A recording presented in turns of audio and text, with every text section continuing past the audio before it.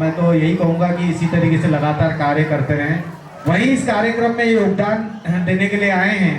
तो डॉक्टर श्यामा प्रसाद मुखर्जी जी के 125वीं जन्म जयंती के उपलक्ष्य में आज क्या कुछ बोलते हैं, प्रकृति सवारे फाउंडेशन के बारे में क्या कुछ बोलते हैं। जरूर आप लोग थोड़ा शांति से धैर्य बनाए रखें। अरुण कुमार त्रिपाठी जी को जरूर सुने। अरुण कुमार त्रिपाठी जी, एक बार जोरदार ताली बजा दीजिए।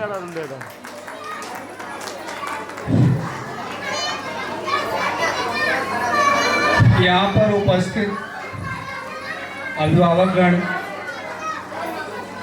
हमारे नन्हे मुन्ने प्यारे बच्चे और यहाँ पर प्रकृति सेवियर फाउंडेशन के ट्रस्टीज, ये जो डॉक्टर श्यामा प्रसाद मुखर्जी का जो 125वीं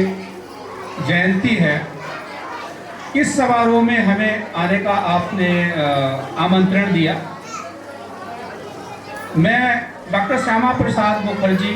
की पुण्य जयंती पर उन्हें सशक्त नमन करता हूं और इस प्रकृति सेवियर फाउंडेशन के जो ट्रस्टीज़ हैं, प्रकृति सवारे फाउंडेशन के जो ट्रस्टीज़ हैं, उनका अपने तहे दिल से आभार व्यक्त करता हूं कि वो ऐसे ही प्रोग्राम करते रहें,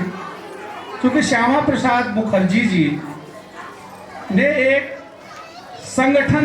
बना करके काम किया जो कि आज देश में सबसे बड़ा संगठन के रूप में है। और ये सेवियर फाउंडेशन, तो क्या नाम, प्रकृति सवारे फाउंडेशन ने जो ये लगातार जो प्रयास किया है कि बच्चों के साथ, अभिभावकों के साथ, पर्यावरण के साथ, कि हमारी प्रकृति जो है वो हमें जीवन देती है और प्रकृति के साथ इन्होंने मिल करके सभी के जीवन के संवारने का जो कार्य किया है वो बहुत ही प्रशंसनीय है। मैं इनके कार्यों की सराहना करता हूँ।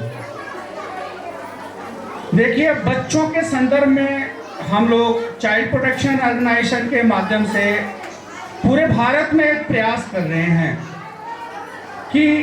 बच्चों का मन बहुत कोमल होता है और उनके मन में बहुत सारी चीज़ों का उत्थान और दमन होता रहता है, चाहे वो स्कूल में हो, चाहे वो सड़क पर हो, चाहे कहीं भी हो। बच्चों का संरक्षण, उनका विकास, उनके विकास में जो बहुत सारी चीज़ें जो बाधाएं आती हैं, चाइल्ड प्रोटेक्शन ऑर्गेनाइजेशन का कर्तव्य है और हम लोग कर भी रहे हैं कि हमारे भारत का प्रत्येक बच्चा स्वस्थ हो, सुरक्षित हो, शिक्षित हो और उनकी जो मानसिकता है, उनका जो विकास है, डेवलपमेंट ऑफ जो उनका माइंड का जो ग्रोथ है वो बढ़े और उनके शोषण और हिंसा, ऐसी बहुत सारी चीज़ें जो चल रही हैं उनको हम लोग रोक भी रहे हैं, प्रयास भी कर रहे हैं और पूरे भारत में हमेशा प्रयास करते रहेंगे कि ये शोषण मुक्त समाज की स्थापना हो, जिसमें समाज के सभी वर्ग, क्योंकि कोई भी संगठन बिना समाज के नहीं चलता है, तो उसमें बच्चों के विकास में अभिभावकों की जो भूमिका होती है वो शुरू से होती है। क्योंकि पहला जो है बच्चों का जो डेवलपमेंट का जो कार्य करते हैं, उनका गुरु कह लो, मार्गदर्शक कह लो, वो माता और पिता ही होते हैं। स्कूल तो सेकेंडरी जाता है बच्चा, तो बच्चों में जो संस्कार है वो आपको ही देना है। सर्वप्रथम आप ही उसके जनक हैं, आप ही उसके मार्गदर्शक हैं। तो जिस प्रकार का माहौल अपने घर में आप क्रिएट करेंगे बच्चों के साथ, उसी तरह का बच्चा सीखेगा और उसका दिमाग भी डेवलप होगा।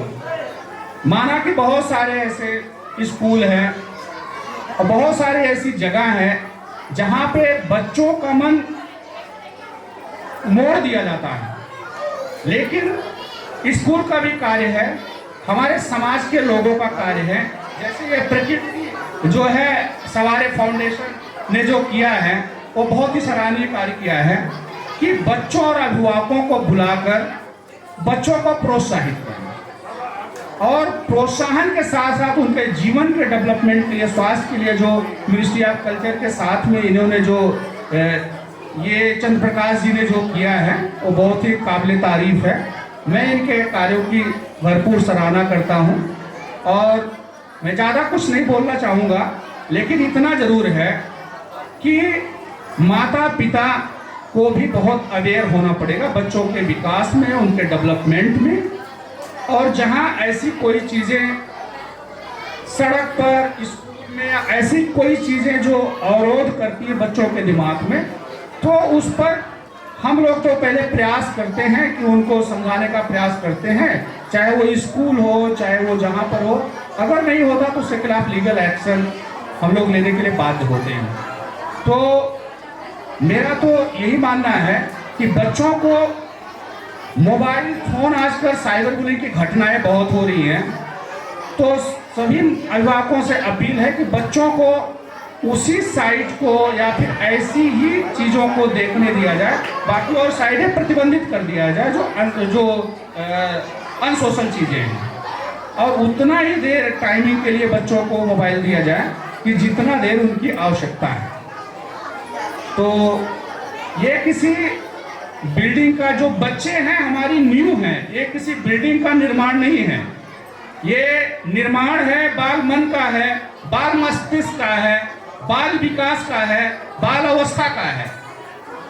ये किसी बिल्डिंग का निर्माण नहीं, आप अपने बच्चों के पूरे जीवन का निर्माण कर रहे हैं और आगे आने वाली पीढ़ियों का भी निर्माण करेंगे और समाज को भी एक दिशा देने का कार्य आप लोग करेंगे। तो इसलिए बिल्डिंग का निर्माण ना समझ के उनके जीवन के निर्माण में सहयोग दें और उनके विकास में अहम भूमिका निभाएं। बहुत बहुत धन्यवाद। बहुत बहुत धन्यवाद अरुण जी। मैं चाहता हूँ कि एक बार आप अपना स्थान ग्रहण करें और बच्चों के अच्छे अच्छे परफॉर्मेंस आएंगे